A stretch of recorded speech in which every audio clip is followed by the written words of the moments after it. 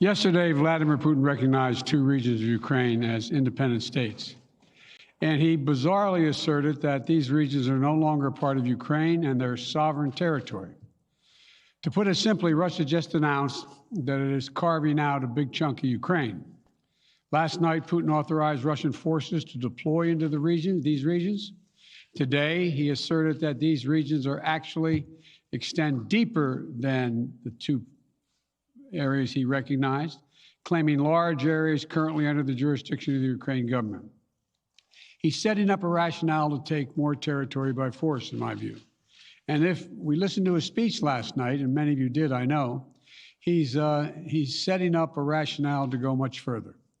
This is the beginning of a Russian invasion of Ukraine, as he indicated and asked permission to be able to do from his Duma. So let's begin to, I'm going to begin to impose sanctions in response far beyond the steps we and our allies and partners implemented in 2014. And if Russia goes further with this invasion, we stand prepared to go further as with sanctions. Who in the Lord's name does Putin think gives him the right to declare new so-called countries on territory that belong to his neighbors? This is a flagrant violation of international law, and it demands a firm response from the international community. Over the last few months, we've coordinated closely with our NATO allies and partners in Europe and around the world to prepare that response. We've said all along, and I've told Putin to his face more than a month ago, that we would act together.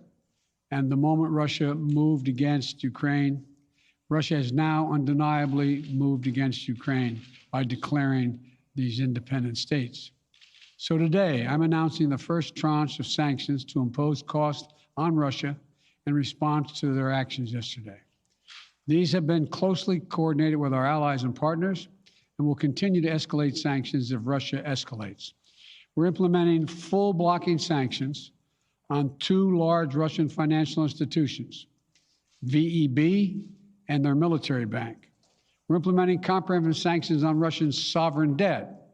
That means we've cut off Russia's government from Western financing. It can no longer raise money from the West and cannot trade in its new debt on our markets or European markets either. Starting tomorrow and continuing in the days ahead, we'll also impose sanctions on Russia's elites and their family members. They share in the corrupt gains of the Kremlin policies and should share in the pain as well. And because of Russia's actions, we've worked with Germany to ensure Nord Stream 2 will not, as I promised, will not move forward. As Russia contemplates its next move, we have our next move prepared as well. Russia will pay an even steeper price if it continues its aggression, including additional sanctions. The United States will continue to provide defensive assistance to Ukraine in the meantime, and will continue to reinforce and reassure our NATO allies.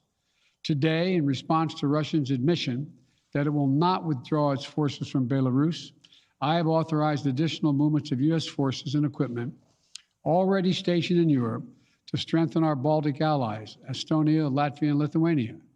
Let me be clear, these are totally defensive moves on our part. We have no intention of fighting Russia. We want to send an unmistakable message, though, that the United States, together with our allies, will defend every inch of NATO territory and abide by the commitments we made to NATO. Thanks for watching our YouTube channel. Follow today's top stories and breaking news by downloading the NBC News app.